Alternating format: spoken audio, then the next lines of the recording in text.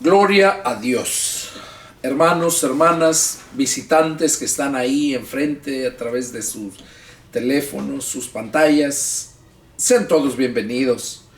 Es tiempo de dar inicio al estudio número 42 y vamos a continuar en el Evangelio de San Lucas, capítulo 5, y vamos a continuar con el verso 17. Pero no sin antes vamos a hacer una oración para pedir la dirección del Señor, que sea Él quien nos abra el entendimiento y tanto a mí para poderles seguir exponiendo toda la palabra y tanto como a ustedes para que la entiendan, la asimilen, la retengan y haga la obra por la cual es enviada. Oramos, hermanos. Padre celestial, Jehová Dios, Señor y Salvador nuestro, en el nombre de nuestro Señor Jesucristo, en esta noche, Padre, me dispongo a exponer tu palabra a través de estas redes sociales para tu iglesia cibernética, Señor, la iglesia cibernética de Jesucristo. Padre, te pido que tú unjas mis labios, que me des la sabiduría para exponerla, tu palabra, y que todos mis hermanos y compañeros, amigos que están allá en este momento preparados para escuchar tu estudio, tu palabra, Señor, te pido que también les des sabiduría, les abras el entendimiento, Señor.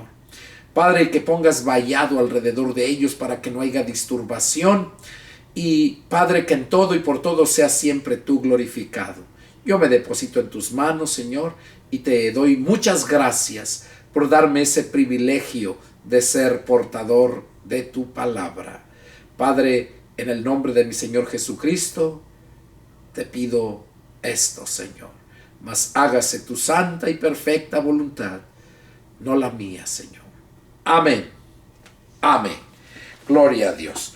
Bueno, pues hoy, este día, martes 5 de septiembre, voy a dar inicio al estudio número 42, como les decía, y vamos a continuar en el versículo 17 del capítulo 5 de San Lucas. Dice así la palabra del Señor. Aconteció un día que él estaba enseñando, y estaban sentados los fariseos y doctores de la ley, los cuales habían venido de todas las aldeas de Galilea y de Judea y Jerusalén. Y el poder del Señor estaba con él para sanar.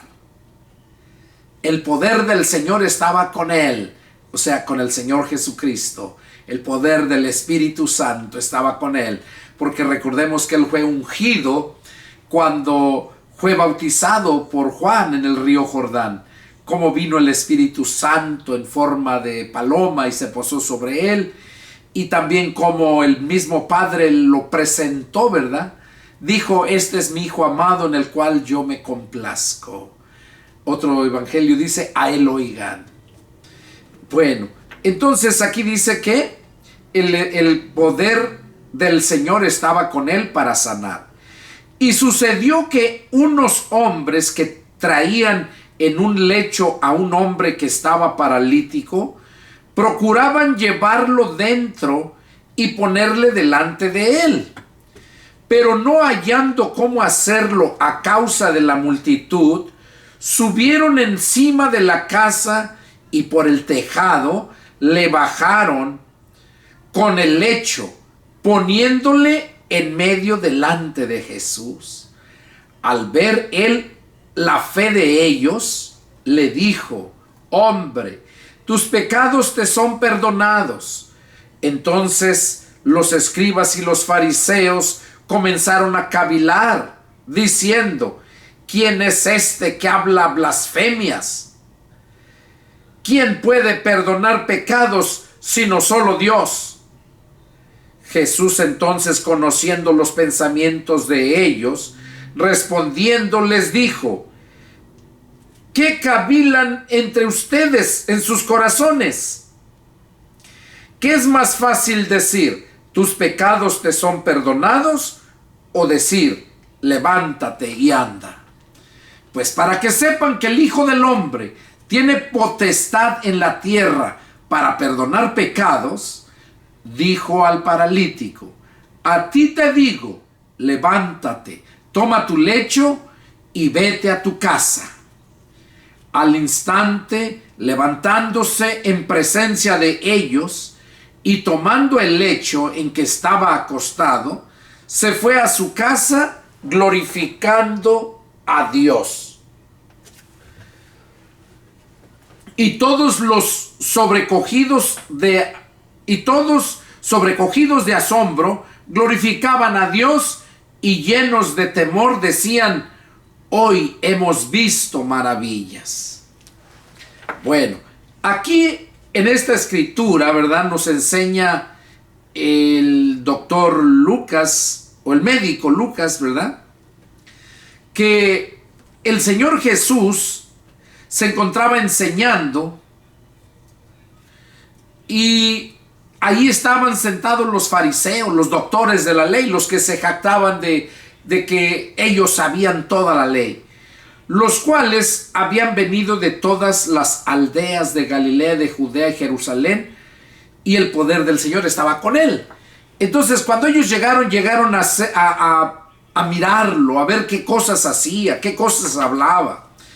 Y dice que cuando él estaba ahí, había un hombre que traían en un lecho, o sea, en un camastro, como una camilla. Dice que lo llevaban a este hombre en ese camastro, en ese lecho, y ese hombre estaba paralítico. Y ellos ya habían oído escuchar la fama del Señor Jesús, las grandes maravillas, los grandes milagros que hacía, los que lo llevaban. Entonces, al darse cuenta que se encontraba el Señor en ese lugar, dice que llevaron esos hombres, yo creo que eran amigos del paralítico, dice que los llevaron en su lecho para que lo sanara el Señor. Pero como había mucha gente, mucha multitud, siempre le seguía al Señor por todos los milagros que hacía y tantas cosas que podían mirar en él, lo seguía mucha multitud, no podían llegar hasta donde estaba el Señor por tanta gente. Y dice aquí el médico Lucas, que ellos por encima del tejado buscaron la forma para bajarlo, y lo bajaron. Dice que lo bajaron mero en el centro donde estaba Jesús, enfrente de él. Ahí llegó con algunas cuerdas, yo creo lo bajaron, ¿verdad? Y ahí llegó. Entonces, cuando llegó ahí y lo vio Jesús, dice que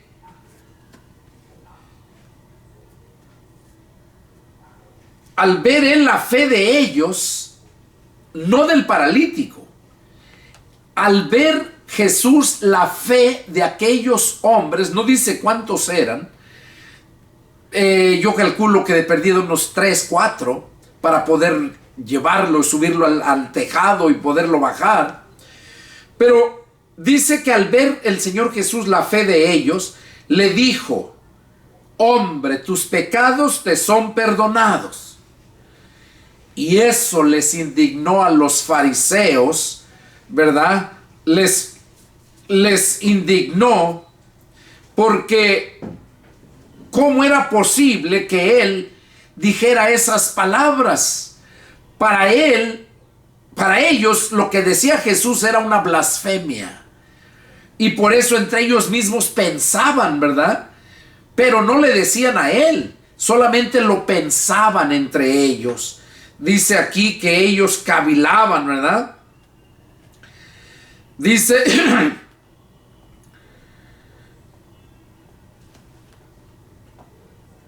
entonces ellos, dice en el verso 21, entonces los escribas y los fariseos comenzaron a cavilar diciendo, o sea, pensando entre ellos, que quién era ese hombre que hablaba blasfemias, y que quién puede perdonar pecados sino solo Dios. Pero entre ellos se decían entre ellos mismos para sí mismos, no le decían al Señor. Pero como el Señor conoce cuál es la intención del corazón, tanto de ellos como el mío y el tuyo que me estás viendo, dice que conociendo los pensamientos de ellos, respondiendo les dijo: ¿qué cavilan en sus corazones? O sea, ¿qué están cavilando en sus corazones? Oigan, por medio de esto quiero aclararles, dicho sea de paso ahorita, yo les he hablado en otros estudios y en predicaciones que el corazón del hombre espiritual es la mente, es su subconsciente. Es allí el corazón. Ese es el que retiene todo, es el que todo queda ahí grabado.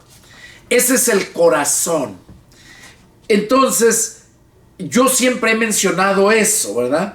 Que ese es el corazón del cristiano. Y cuando dice el Señor: dame, hijo mío, tu corazón, porque de él mana la vida, se está refiriendo que le dejes ser el centro de ti. O sea, el que controle tus pensamientos, tu caminar y todo tu ser. Porque allá en Jeremías 17:5 dice bien claro, por medio del profeta Jeremías, el Señor nos dice que el hombre no es digno ni de dirigir su propio paso. No es digno el hombre, porque lo dirige de continuo al mal. Entonces, lo dirige de continuo al mal. Aquí lo dice.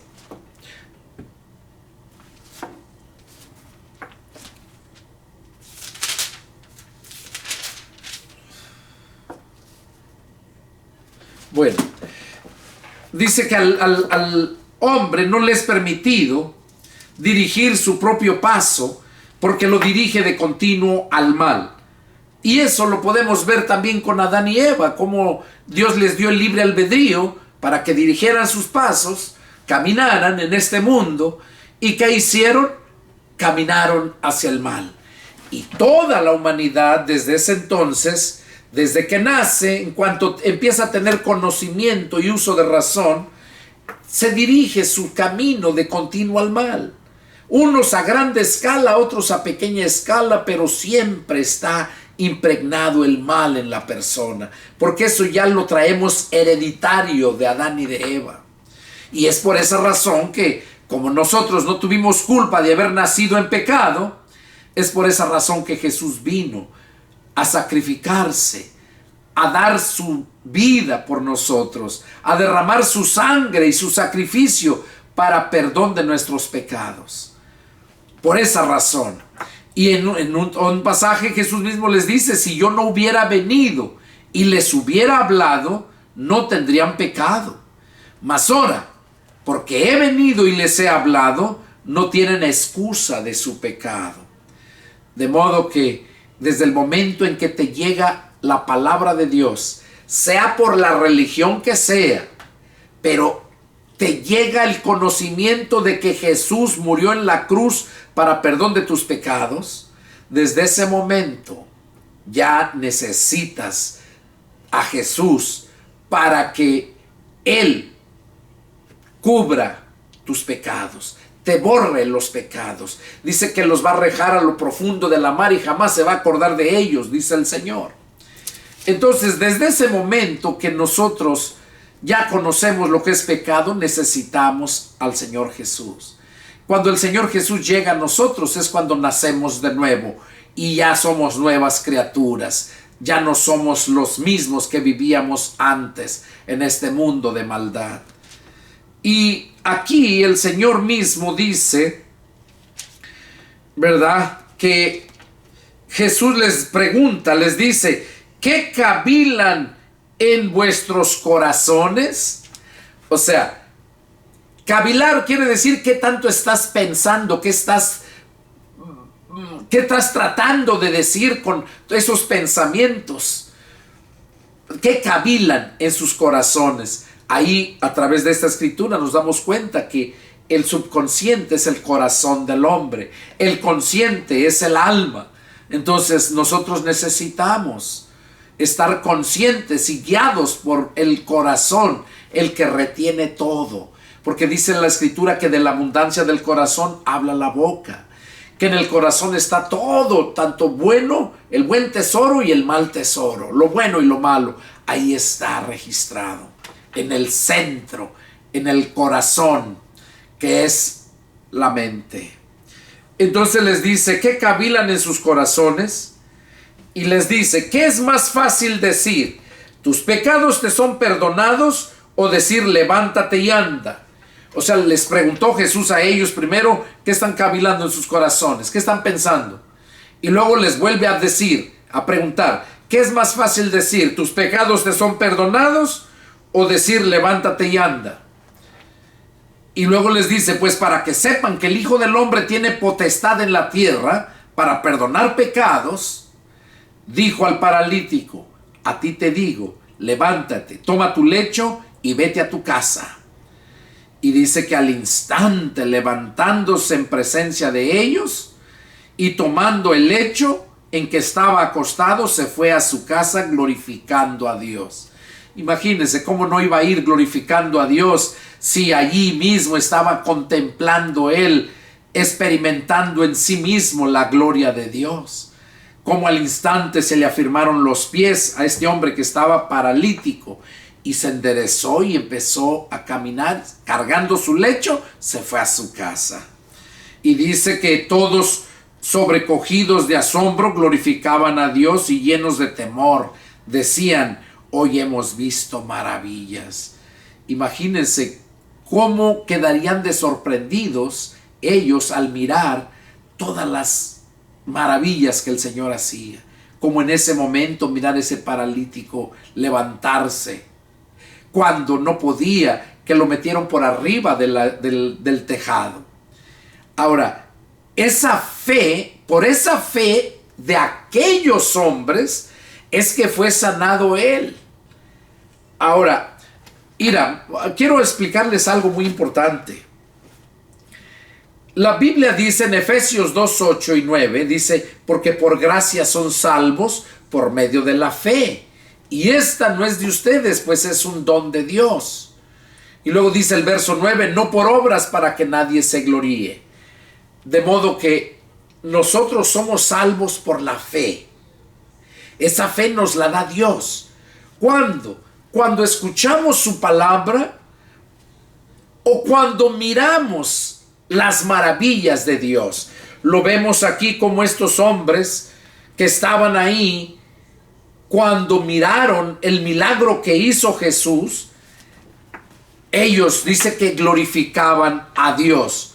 Todos, pero estaban sobrecogidos de asombro y glorificaban a Dios. O sea, le creyeron a Dios y tuvieron fe. Aquellos hombres que llevaron a ese paralítico ante Jesús, esos hombres ya habían oído y habían creído, tenían fe. Ellos sabían que si lo llevaban ahí enfrente de Jesús, Jesús lo sanaba. ¿Por qué? Porque ellos ya habían experimentado, ya habían visto grandes cosas. Porque de lo contrario, ¿de dónde les había venido la fe? Porque la fe la da el Señor por medio del oír su palabra o ver las maravillas, como les digo. Entonces estos hombres tenían fe y por eso llevaron a ese paralítico. No fue por el paralítico, sino fue por la fe de aquellos que lo llevaron. Muchas veces Dios te salva así como ese paralítico por la fe de otros, o muchas veces Dios te salva por tu propia fe.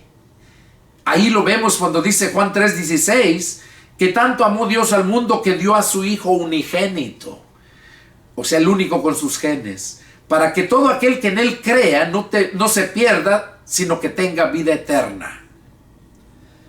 Fíjense lo que dice, para que todo aquel que en él cree, en Jesús, no se pierda. Creer es sinónimo de fe. ¿Qué es fe?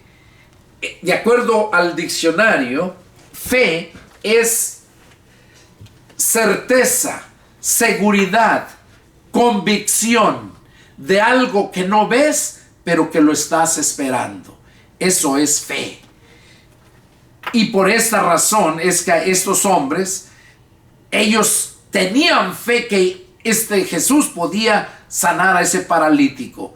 Ellos sabían que al tenerlo enfrente de Jesús, lo iba a sanar tal y como fue. Entonces, eso fue lo que pasó por medio de la fe de aquellos hombres. Hoy quizás Dios pueda salvarte por medio de la fe que yo tengo, o por medio de la fe que Dios te da cuando escuchas su palabra. Lo importante es tener esa fe. Dice, y todos sobrecogidos de asombro, el 27. Después de estas cosas salió y vio a un publicano llamado Leví, sentado al banco de los tributos públicos, y le dijo, sígueme. Oigan, ahí fue cuando empezó a juntar a sus siervos, a sus apóstoles. Dice que cuando sanó ese paralítico, salió de ese lugar donde estaba, de esa casa, y cuando salió vio a un publicano llamado Leví que estaba sentado en el banco de los tributos, o sea, donde pagaban los impuestos. Él estaba, al salir lo miró que estaba sentado en el banco, dice. Y le dijo, sígueme. Jesús se le paró enfrente y solamente le dijo, sígueme. Y dejándolo todo, se levantó y le siguió. Oigan, dice, no le dijo, espérame tantito, déjame juntar aquí todo, ¿no? No le dijo nada, simplemente se levantó y le siguió, dejándolo todo.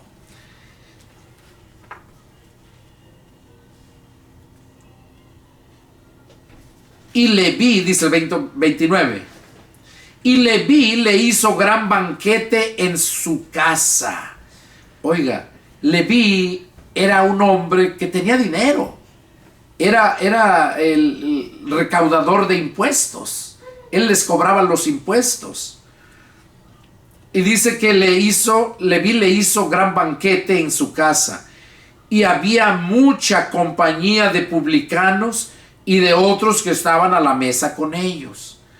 Oiga, había mucha compañía de publicanos, o sea, compañeros de él, porque él era publicano. Un publicano es una persona que recauda los impuestos, a una persona que le pagan los impuestos.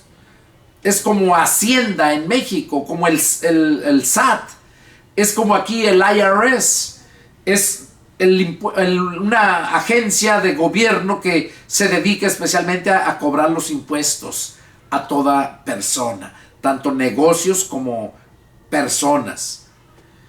Y dice que entonces aquí que había mucha compañía de publicanos.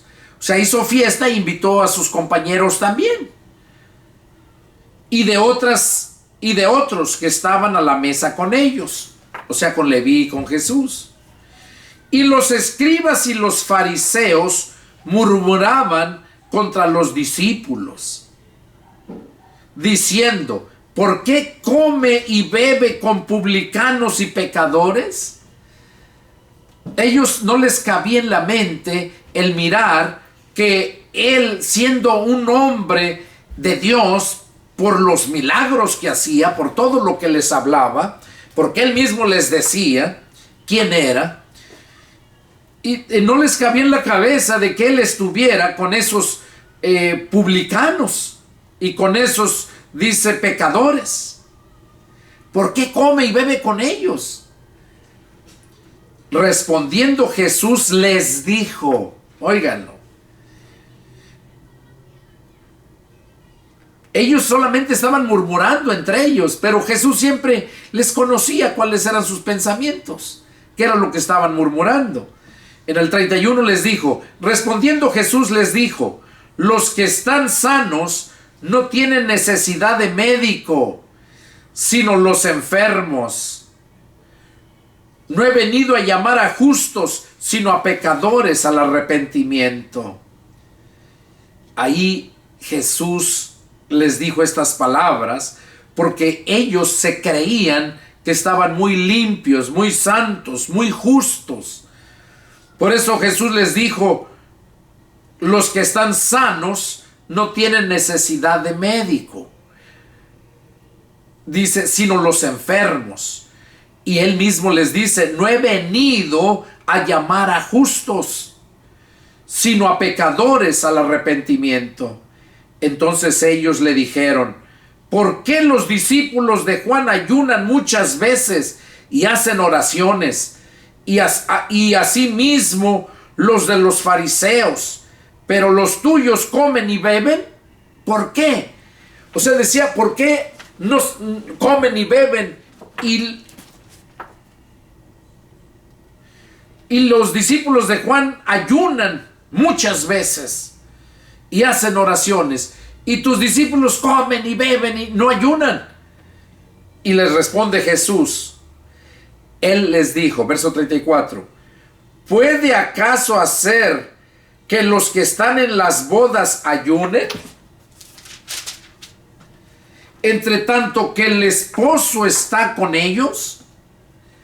O sea, ¿ustedes creen que el novio va a ayunar? Dice, que ellos ayunen mientras el esposo está con ellos. O sea, el esposo puede hacer que los convidados ayunen, dice, mientras el esposo está con ellos. Mas vendrán días cuando el esposo les será quitado. Entonces en aquellos días ayunarán. Les dijo también una parábola. Nadie corta un pedazo de un vestido nuevo y lo pone en un vestido viejo. Pues si lo hace, no solamente rompe el nuevo, sino que el remiendo sacado de él no armoniza con el viejo. Y nadie echa vino nuevo en odres viejos. De otra manera, el vino nuevo romperá los odres y se derramará, y los odres se perderán. Mas el vino nuevo en odres nuevos se ha de echar, y lo uno y lo otro se conservan. Y ninguno que beba el añejo quiere luego el nuevo, porque dice el añejo es mejor. Aquí Jesús les estaba diciendo a través de esta parábola, dice, nadie corta un pedazo de un vestido nuevo y lo pone en un vestido viejo. Pues claro, es ilógico, ¿no? Cuando una persona se le rompe su pantalón o su camisa, pues le ponen un remiendo, pero no le van a poner un remiendo de un vestido nuevo, sino van a buscar algo que mache, que le quede, que vaya de acuerdo a esa camisa o pantalón o lo que sea, que vaya al color más o menos, y se lo van a poner. Pero si le ponen algo nuevo, se va a ver la grande diferencia. Nadie hace eso. Entonces, eso es lo que Jesús les quería decir, ¿verdad? Que esto nuevo que él traía, no podía ponerlo en aquello viejo, porque no se llevarían bien. Ellos querían seguir estando en sus viejos, en su ley, querían seguir, aunque nunca habían cumplido la ley, pero ellos querían seguir con lo viejo. Y por eso vino Jesús, para darnos lo nuevo. Por eso es que se le conoce como el Nuevo Testamento, el Antiguo Testamento. Primero fue la ley de Dios por medio de Moisés. Ahora es la ley de Cristo por Cristo mismo. Y aquí vemos cómo habla del vino, ¿verdad? Nadie echa vino nuevo en odres viejos. Vino nuevo en odres viejos. O sea, todo lo que les quiso decir lo mismo. Todo lo que yo les traigo no se los puedo dar a ustedes, porque ustedes están llenos de lo viejo. Ustedes son odres viejos y no puedo echarles esto porque les va a hacer daño, los va a dañar. Es necesario que sean nuevos. ¿Cómo podrían renovarse? Bueno, Allá en 2 Corintios 5:17 dice: de modo que si alguno está en Cristo, nueva criatura es. Las cosas viejas pasaron, he aquí todas son hechas nuevas. Jesús le dijo a Nicodemo que el que no naciera de nuevo no podía entrar al reino de Dios. De modo que para poder echar el vino nuevo necesitaba ser el odre nuevo. O sea, una persona que ya nació de nuevo. Esa es la persona que puede recibir, entender y poner por obra la palabra de Dios. La puede contener. Pero una persona que no ha nacido de nuevo le va a causar daño. Va a pasarse toda la vida engañando y siendo engañado él mismo. ¿Por qué? Porque viven bajo sus viejos moldes, bajo su viejo régimen, bajo el viejo hombre. Por eso es necesario nacer de nuevo, porque cuando nacemos de nuevo ya somos odres nuevos, y es entonces cuando podemos recibir el vino nuevo. A eso se estaba refiriendo el Señor Jesús. Como aquellos no le creyeron a Jesús, pues siguieron siendo odres viejos y nunca se les echó el vino nuevo, y hasta la fecha no lo pueden entender los judíos. Esto es lo que el Señor nos habla en este capítulo. Vamos a leer el capítulo 6. Lucas capítulo 6. Dice: aconteció en un día de reposo que pasando Jesús por los sembrados, sus discípulos arrancaban espigas y comían y restregándolas con las manos. Y algunos de los fariseos les dijeron: ¿por qué hacen lo que no es lícito hacer en los días de reposo? Respondiendo Jesús les dijo: ¿no ni aún esto han leído lo que hizo David cuando tuvo hambre, él y los que con él estaban? ¿Cómo entró en la casa de Dios y tomó los panes de la proposición, de los cuales no es lícito comer sino solo a los sacerdotes, y comió y dio también a los que estaban con él? Y les decía: el Hijo del Hombre es Señor aún del día de reposo. Aquí ellos se espantaban porque en día de reposo, o sea, día sábado, Jesús andaba con sus discípulos y dice que comían, arrancaban espigas y comían y las restregaban con las manos. O sea, era una labor, estaban haciendo trabajo. Y el día de reposo es para no hacer absolutamente nada. Eso era de acuerdo a la ley para el pueblo judío. Pero nunca cumplieron con la ley. Y aquí estos fariseos, estos que estaban aquí,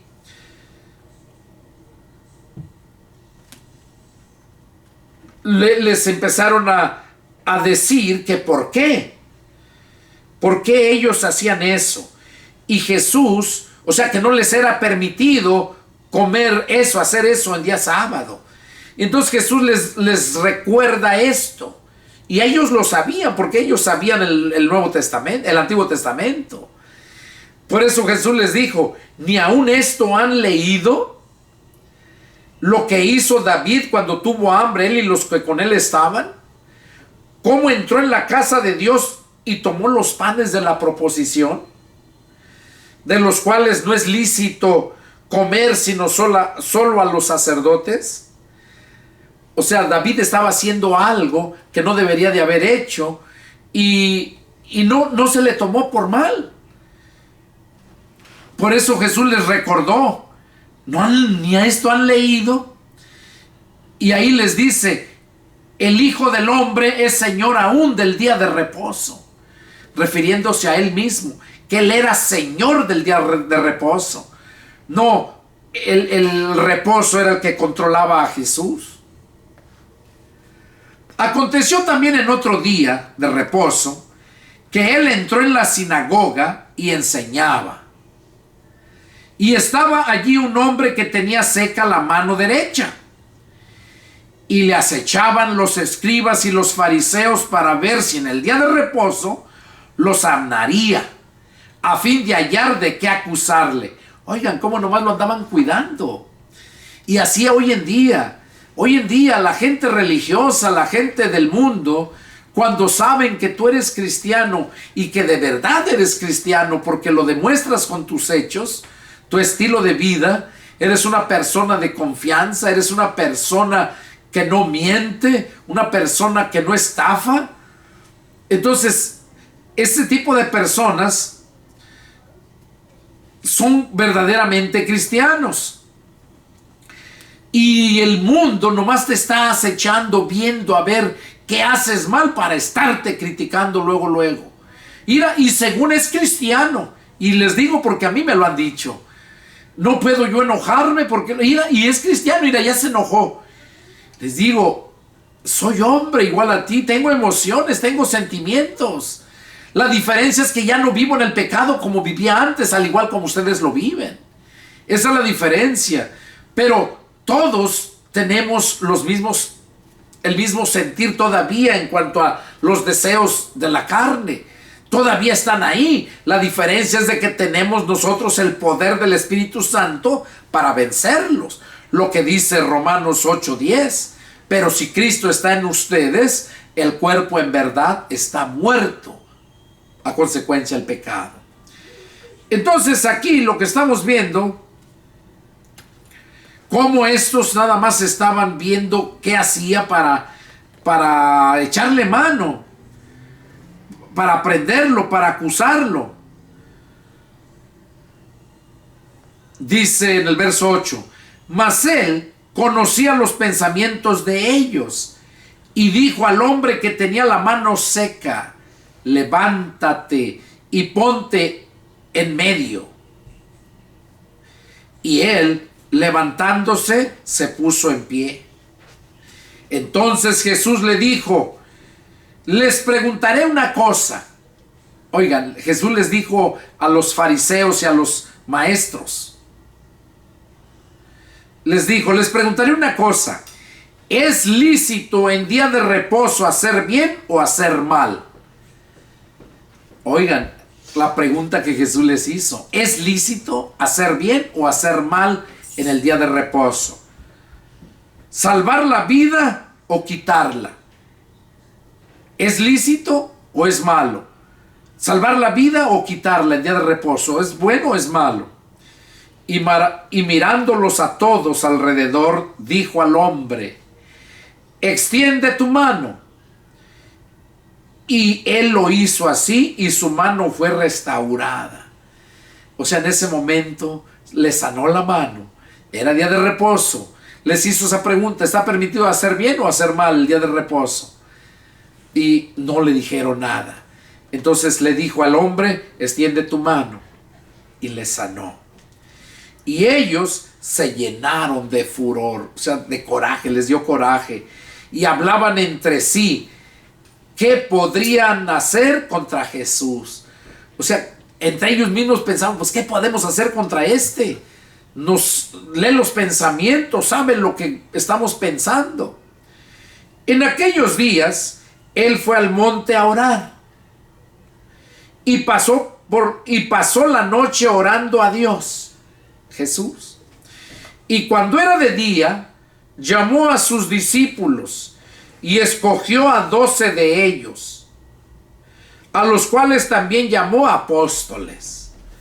A Simón, a quien también llamó Pedro, a Andrés su hermano, Jacobo y Juan, Felipe y Bartolomé, Mateo, Tomás, Jacobo hijo de Alfeo, Simón llamado Celote, Judas, hermano de Jacobo, y Judas Iscariote, que llegó a ser el traidor. Ahí es cuando el Señor Jesús escogió a sus apóstoles y discípulos. Y descendió con ellos y se detuvo en un lugar lleno,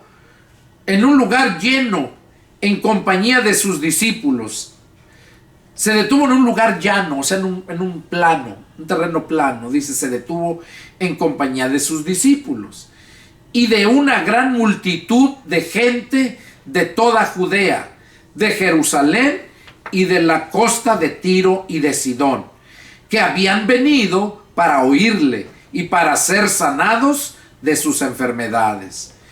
Y los que habían sido atormentados de espíritus inmundos eran sanados.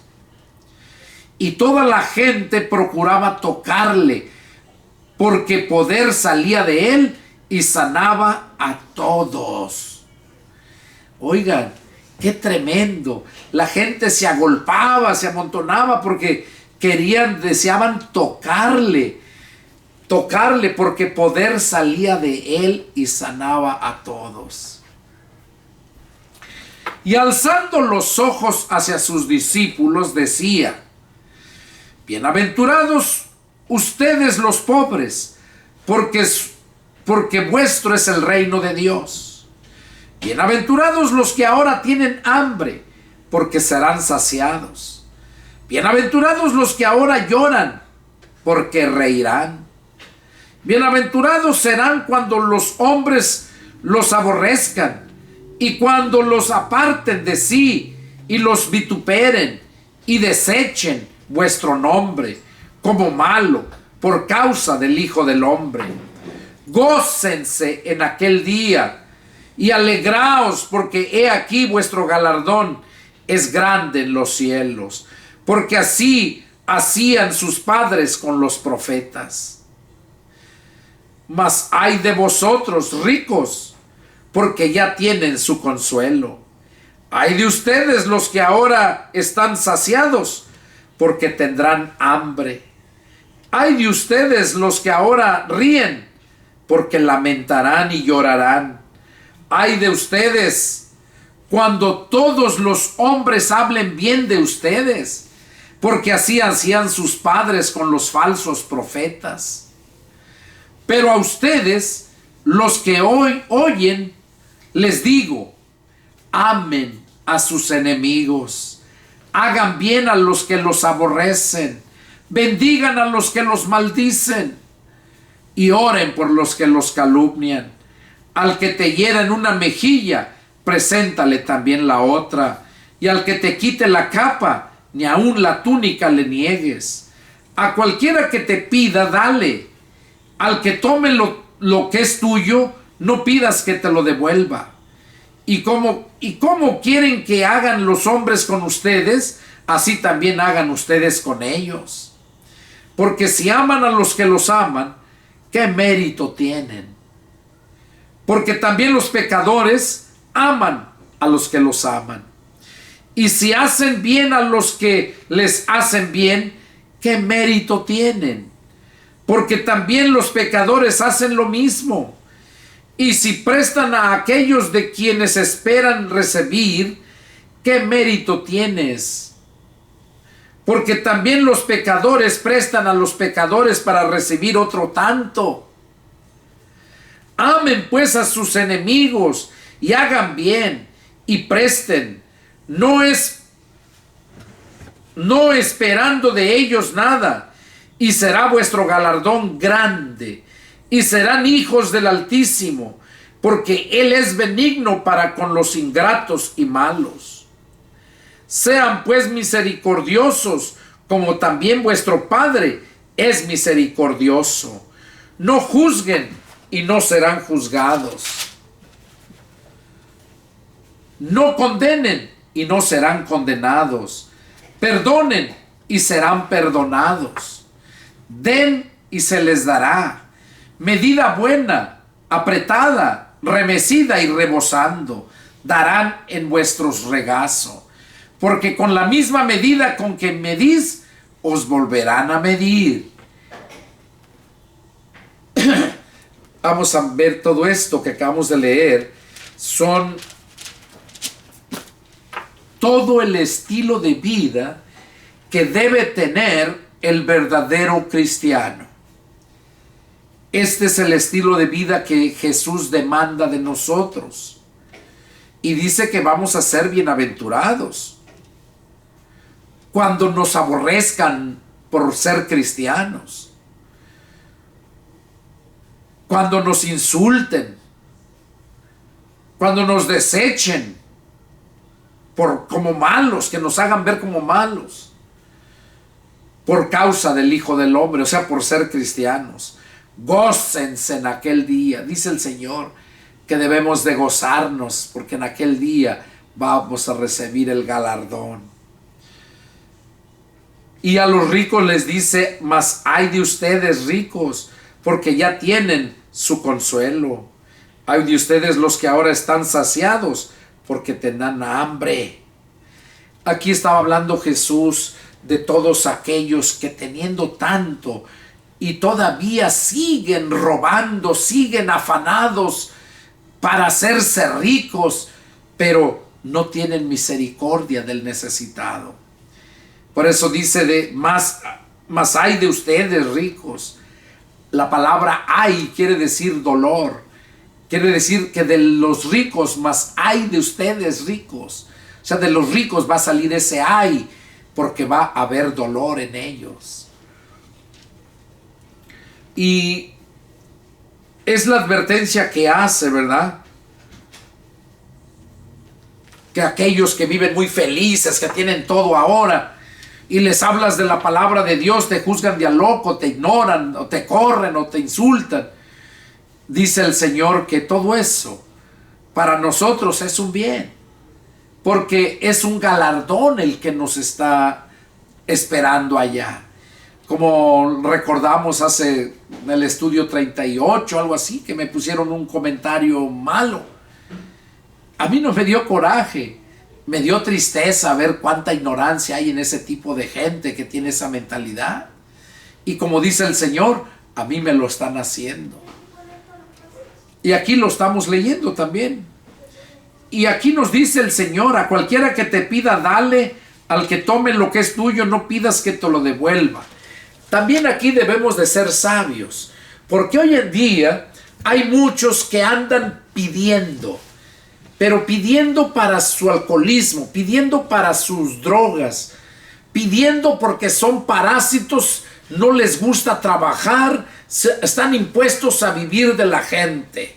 Y eso hay muchos, tanto en la iglesia, muchos pastores parásitos que por ellos mismos se han puesto, esos disque grandes apóstoles, profetas, todos esos que no fueron llamados por Dios, que solamente buscan, viven saquear a la gente. Todos ellos les espera de antemano esa maldición, esa condenación. Les está esperando. ¿Por qué? Porque nosotros, dice que con que tengamos sustento y abrigo, que con eso estemos contentos. El Señor no nos va a enriquecer aquí en la tierra. Y sí nos da bastante, bastante, a modo de que no te falta nada, cuando verdaderamente has nacido de nuevo. No a todos, no a todos los que se dicen cristianos.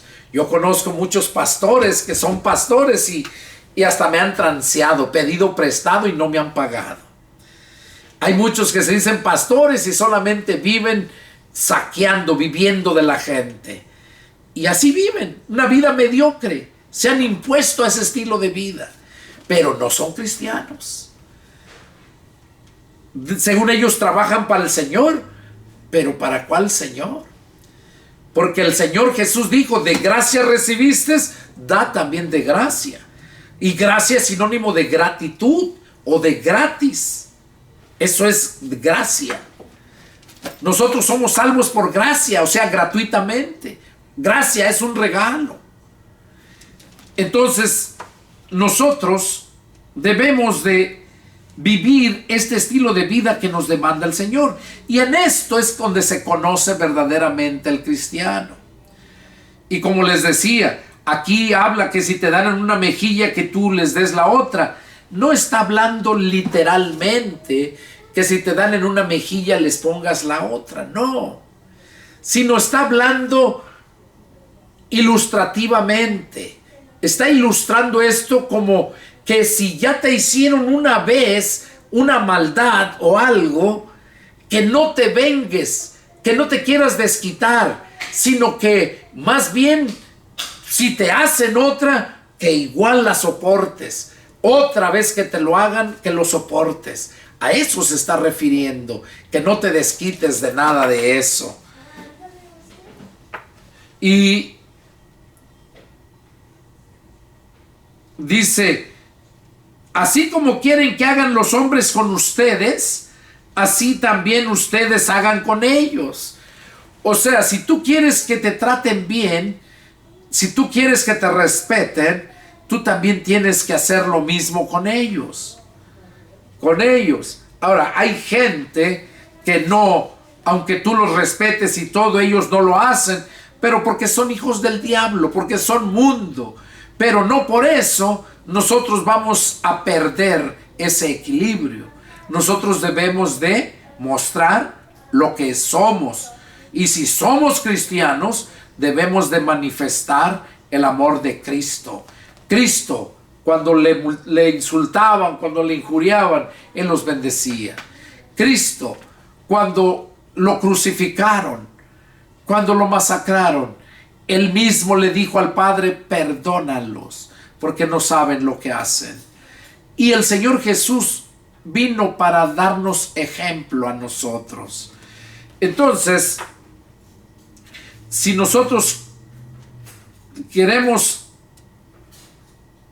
que nos traten bien, nosotros debemos de hacer lo mismo con la gente. Y debemos de amarlos también, incluso a los enemigos. Sé que es difícil cuando lo quieres hacer tú en tus fuerzas. Pero cuando nos llenamos del Señor, de la palabra, ella es la que te da la fuerza para hacerlo. Y dice que si nosotros amamos solamente a los que nos aman, porque dice que debemos de amar a nuestros enemigos, no nomás a los que nos aman. Si amamos a los que nos aman, dice, ¿qué mérito tiene? ¿Qué mérito? También los pecadores aman a los que los aman. O sea, en el mundo también se aman. Y si haces bien a los que te hacen bien, pues ¿qué mérito tiene? Porque también los pecadores hacen lo mismo. Hacen bien a los que les hacen bien. Y si prestan a aquellos de quienes esperan recibir, ¿qué mérito tiene? O sea que si haces un favor a alguien porque estás esperando a ver qué cosa haces, qué sacas de esa persona, entonces, ¿de qué te sirve? Cuando haces un bien, es no esperar nada a cambio. Ahora que si la otra persona te recompensa porque le nace hacerlo, ya es diferente. Cuando tú recibes eso, aquella persona va a recibir bendición de Dios. Porque dice que todo lo que a nosotros nos hagan, Dios les va a recompensar al 100 por 1, más la vida eterna. Entonces, aquí nos habla todo esto el Señor. Que debemos de amar a nuestros enemigos, que debemos de ser misericordiosos. Eso es lo que el Señor nos demanda. Y también dice que debemos de ser dadivosos, y con la medida con que miramos, así nos medirán. Y eso también va para los que tienen negocios, que venden gasolina y no dan los litros completos, aquellos que venden maíz y no dan los cuartillos completos, aquellos que venden tortillas y no dan el kilo completo, que venden carne, todo aquello que hacen y que dan la medida de menos, esa persona también así se les va a dar a ellos, de parte del Señor. Dice, porque con la medida que midas, serás medido. O sea que si tú haces el bien, tenlo por seguro que recibirás bien. Y dice, y les decía una parábola: ¿acaso puede un ciego guiar a otro ciego? ¿No caerán ambos en el hoyo? El discípulo no es superior a su maestro, mas todo el que fuere perfeccionado será como su maestro. Oiga, nosotros debemos de ir siendo perfeccionados para ser como el maestro. Allá en Efesios capítulo 4, versos 11 y 12, dice que el Señor mismo constituyó apóstoles, profetas, evangelistas, pastores y maestros. Dice el verso 12, con el fin de perfeccionar a los santos para la edificación del cuerpo de Cristo. A fin de perfeccionar a los santos para la obra del ministerio, para la edificación del cuerpo de Cristo, para que sean unas personas semejantes a Cristo. Entonces, ese es el trabajo de uno como pastor. Ya no los apóstoles y profetas, aquellos ya hicieron su trabajo.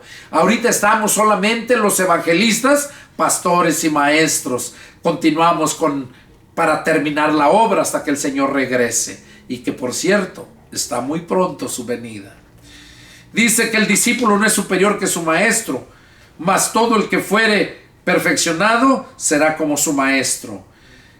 ¿Por qué miras la paja que está en el ojo de tu hermano y no echas a ver la viga que está en tu propio ojo? ¿O cómo puedes decir a tu hermano, hermano, déjame sacar la paja que está en tu ojo, no mirando tú la viga que está en el ojo tuyo? Hipócrita, saca primero la viga de tu propio ojo y entonces verás bien para sacar la paja que está en el ojo de tu hermano. Aquí está hablando que para que yo pueda reprender a otros, primeramente tengo que ver cómo estoy yo. Para que yo pueda juzgar a otros, tengo que ver si yo no estoy igual que ellos. Y es lo que está diciendo el Señor Jesús aquí a nosotros. No es buen árbol el que da malos frutos, ni árbol malo el que da buen fruto. Porque cada árbol se conoce por su fruto, pues no se cosechan higos de los espinos, ni de las zarzas se vendimian uvas. El hombre bueno, del buen tesoro de su corazón saca lo bueno, y el hombre malo del mal tesoro de su corazón saca lo malo, porque de la abundancia del corazón habla la boca. Oigan lo que está diciendo aquí el Señor, que el árbol bueno da buenos frutos, el árbol malo da malos frutos. Dice que el hombre bueno saca del buen tesoro de su corazón, saca lo bueno, y el hombre malo del mal tesoro de su corazón saca lo malo. Recordemos que todo está en la mente, ahí es el corazón. De la abundancia del corazón habla la boca. Todo lo que esté en tu mente, eso es lo que vas a hablar. Y por eso dice aquí que el buen árbol, o sea, el buen hombre, del buen tesoro de su corazón, saca lo bueno. O sea, el verdadero cristiano siempre va a hablar lo bueno, siempre va a buscar el bien, tanto para él como para sus semejantes. Pero el hombre malo, ese siempre va a buscar hacer lo malo para él vivir bien. Y dice aquí bien claro, porque de la abundancia del corazón habla la boca. De todo lo que esté lleno tu corazón, o sea, tu mente, de eso va a hablar tu boca. ¿Por qué me llaman Señor, Señor y no hacen lo que yo digo? Oiga, eso es para todos aquellos cristianos que viven en la inmundicia, que viven como el mismo mundo y le llaman Señor al Señor Jesús. Aquí les hace esa pregunta. ¿Por qué me llaman Señor, Señor y no hacen lo que yo digo? Todo aquel que viene a mí y oye mis palabras y las hace, les indicaré a quién es semejante. Oiga, todo el cristiano que viene a Jesús se hace cristiano cuando oímos su palabra y las hacemos, o sea, obedecemos su palabra. Dice aquí, les indicaré a qué es semejante. Semejante es al hombre que al edificar una casa, cavó y ahondó y puso el fundamento sobre la roca. Y cuando vino una inundación, el río dio con ímpetu contra aquella casa, pero no la pudo mover porque estaba fundada sobre la roca. Mas el que oyó y no hizo semejante es al hombre que edificó su casa sobre tierra, sin fundamento, contra la cual el río dio con ímpetu y luego cayó, y fue grande la ruina de aquella casa. Aquí está diciendo el Señor Jesús, ¿verdad? Que el hombre que oye su palabra, el hombre que oye su palabra y la hace, dice que ese es como aquel hombre que edificó su casa y puso su fundamento, sus cimientos sobre la roca. Dice que vienen vientos, vienen el río con gran ímpetu y viene, pero no le puede hacer nada. ¿Por qué? Porque está su casa fundada sobre la roca.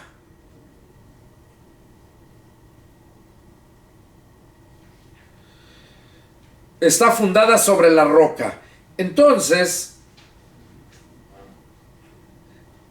el otro, el que oye la palabra y no la guarda, no obedece, esa persona es como aquella persona que edificó, pero sobre la tierra. No puso fundamentos, no edificó sobre rocas, sino sobre la tierra. Y dice que entonces viene vientos con huracanes, pega el río con gran ímpetu y lo destruye todo. ¿Por qué? Porque no edificó sobre la roca. Y por último, ya para terminar con esto, les voy a leer dos pasajes para entender esto que acabo de leer. En 1 Corintios capítulo 10, verso 4 dice: y todos bebieron la misma bebida espiritual, porque bebían de la roca espiritual que los seguía, y la roca era Cristo. Oiga, y la roca era Cristo. ¿Qué nos está diciendo aquí Jesús a través de esta parábola que acabamos de leer? Que el que oye su palabra y la hace es como aquel hombre que edificó su casa sobre la roca, la fundó sobre la roca. Entonces, y esa roca es Cristo. Otro pasaje que podemos ver también ahí en Hechos. En Hechos,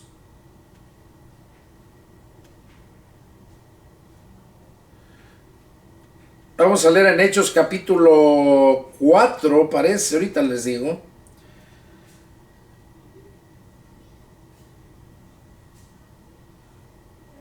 En Hechos capítulo 4, versos 11. Dice: este Jesús es la piedra reprobada por ustedes los edificadores, la cual ha venido a ser cabeza del ángulo.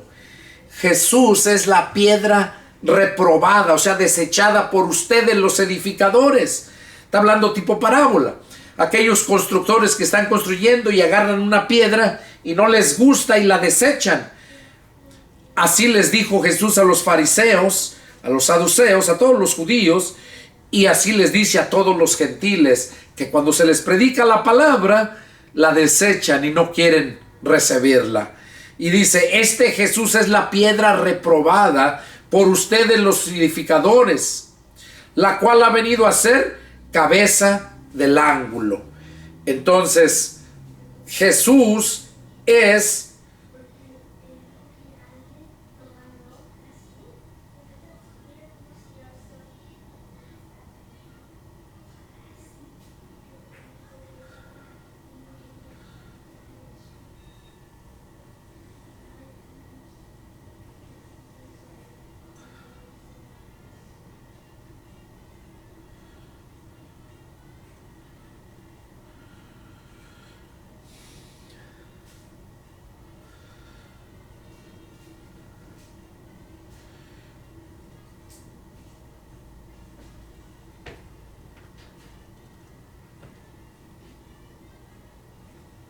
También Pablo hace otra mención en un pasaje, lo estaba buscando, donde habla que acerca del fundamento, que nadie puede poner otro fundamento que el que ya está puesto, que es Jesús mismo, el cimiento que está puesto es que el que Jesús dejó con sus 12 apóstoles. Y lo vemos allá en Apocalipsis, donde habla de la gran ciudad celestial, que Juan la miró, que tenía 12 puertas y tenía 12 cimientos.